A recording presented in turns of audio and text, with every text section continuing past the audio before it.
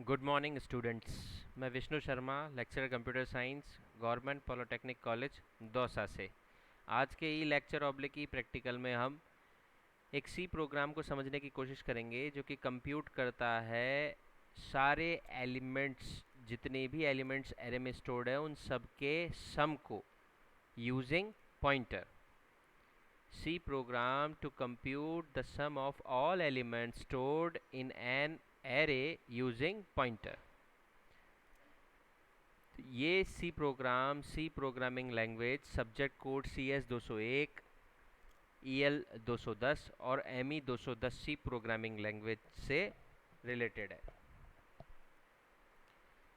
तो सबसे पहले तो हमें ये समझने की कोशिश करनी चाहिए कि एरे क्या होता है। Array is a group of similar data types जो कि स्टोर्ड होते हैं कॉन्टीन्यूस मेमोरी एलोकेशन में। ठीक है, तो ये एरे कहलाते हैं।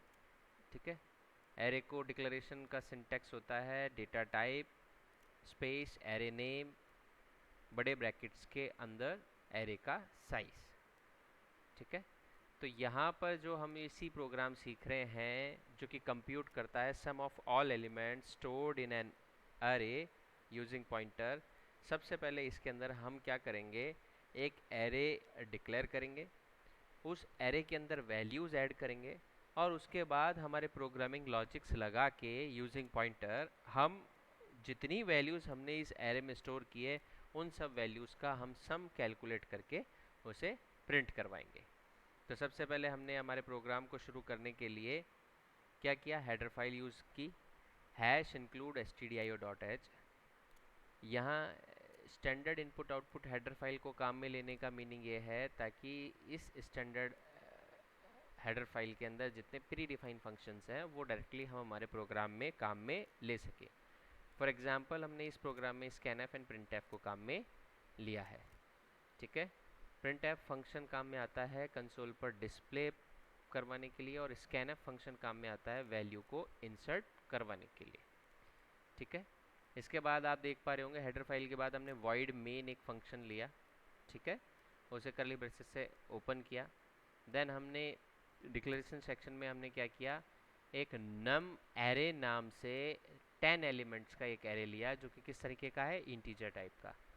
इसके बाद हमने इंटीजर टाइप का आई नाम का वेरिएबल लिया और सम नाम का वेरिएबल लिया और सम नाम के वेरिएबल की हमने वैल्यू को 0 से इनिशलाइज करवा दिया। ये सम नाम का वेरिएबल वो वेरिएबल होगा जो हमारी एरे के सारी वैल्यूज़ को सम कैलकुलेट करेगा। इसके बाद हमने क्या किया, एक इंटीजर टाइप का पॉइंटर लिया है और पॉइंटर का नाम क्या रखा हमने, PTR, पॉइंटर PTR। ठीक है, ये किस तरीके का पॉइंटर है, इंटीजर टाइप का पॉइंटर है। ठीक है, pointer is a variable which store address of another variable. ठीक है, पॉइंटर एक ऐसा वेरिएबल होता है जो कि स्टोर करता है एड्रेस किसी दूसरे वेरिएबल का। ठीक है, अब हमने क्या किया, एक प्रिंटफ फंक्शन कॉल किया और हमने प्रिंट करवा दिया एंटर 10 एलिमेंट्स, 10 एलिमेंट को आप एंटर कीजिए। अब उन एलिमेंट्स को एंटर करने के लिए हमने क्या किया, फॉर लूप चलाया। एंटर, ये 10 एलिमेंट्स किस में होंगे, एरे में एंटर होंगे, तो इसके लिए फॉर लूप चलाया और फॉर लूप ने हमने क्या लिखा, i इक्वल टू 0 से लेके हमने ये चलाया, इनिशलाइज किया, फिर i less then 10 and then semicolon i plus plus. तो हमने क्या किया, सबसे पहले हमने i0 के लिए लूप चलाया और उसका कंडीशन i लेस देन 10 किया, कंडीशन ट्रू आया। कंडीशन ट्रू आते ही आप किस में चले जाएंगे, फॉर लूप की बॉडी में, या स्कैनफ फंक्शन काम में लेते हुए आप नम एरे, जो नम एरे नाम का एरे है, इनकी वैल्यूज़ आप इंसर्ट करते हुए चले जा रहे हैं। कितनी वैल्यूज़ इंसर्ट होगी इस फॉर लूप की हेल्प से, 10 वैल्यूज़ जो इंटीजर टाइप की होगी वो सारी इंसर्ट हो जाएगी हमारे एरे में। अब जब इस फॉर लूप का एंड होगा तब तक हमारे नम एरे को फिल्ड हम कर चुके होंगे। अब इसके बाद हमने पॉइंटर देखिए, PTR equals to num array. यहाँ पे नम एरे का जो बेस एड्रेस है हमने वो पॉइंटर PTR के अंदर इंसर्ट करवा दिया, ठीक है। यानी जब भी हम स्टार पीटीआर की बात करेंगे तो वो नम एरे की बेस एड्रेस के ऊपर रखी हुई वैल्यू की बात होगी, ठीक है। इसके बाद हमने एक फॉर लूप और किया ऐड इसमें, i इक्वल टू 0 से लेकर semicolon i less then 10 and semicolon i plus plus, ठीक है। इनिशियलाइजन i का शुरुआत में कितना किया, 0 से i less then 10, condition true है। कंडीशन ट्रू होने पर क्या आएगा, sum equals to sum plus pointer PTR. अब यहाँ पॉइंटर पीटीआर देखिए किसके लिए होगा, क्योंकि पॉइंटर पीटीआर में एड्रेस किसका डला हुआ है, नम एरे के बेस एड्रेस, ठीक है।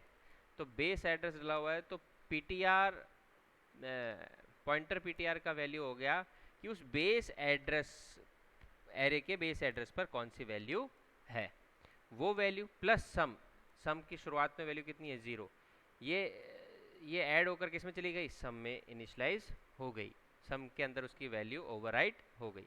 देन आपने पीटीआर को क्या कर दिया, प्लस प्लस, यानी 1 से इंक्रीज कर दिया, यानी अब उसका एड्रेस किस पे चला गया, नम एरे के सेकेंड एलिमेंट्स पे, ठीक है। और आप अब क्या करेंगे, इंक्रीमेंट डिक्रीमेंट सेक्शन पे जाएंगे, i प्लस प्लस पे चले गए, अब i की वैल्यू 1 हो गई, कंडीशन ट्रू हो गई, i लेस देन 10, देन वापस नीचे आएंगे, sum equals to sum plus PTR, sum तो लास्ट टाइम तक का सम था, अब प्लस पॉइंटर पीटीआर का वैल्यू क्या हुआ, नम एरे का सेकेंड एलिमेंट, ठीक है। तो इस तरीके से सम के साथ प्रीवियस सम होते हुए एलिमेंट्स ऐड होते चले जा रहे हैं और इनकी वैल्यूज किस में स्टोर हो रही है, सम में, ठीक है। तो ये फॉर लूप जब एंड होगा तो सम वेरिएबल के अंदर आपकी एरेस की टोटल सम कैलकुलेट होकर सम में स्टोर हो जाएगा, ठीक है। तो हमारा मेन मोटिव था ये कि हमें सारे एलिमेंट्स का सम कैलकुलेट करवाना था। तो अब जब सम कैलकुलेट हो गया तो हम इसे क्या करेंगे, प्रिंट करवा देंगे। तो हमने क्या किया, प्रिंट एफ फंक्शन काम में लिया, प्रिंट एफ फंक्शन में हमने लिखा the sum of array elements colon modulus d. अब मॉड्यूलस डी कौन सा वेरिएबल है, किस में वैल्यू स्टोर्स हैं, सम में, तो हमने सम वेरिएबल को प्रिंट करवा दिया। तो इस तरीके से आपने वैल्यूज को क्या करा दिया, प्रिंट करवा दिया, ठीक है।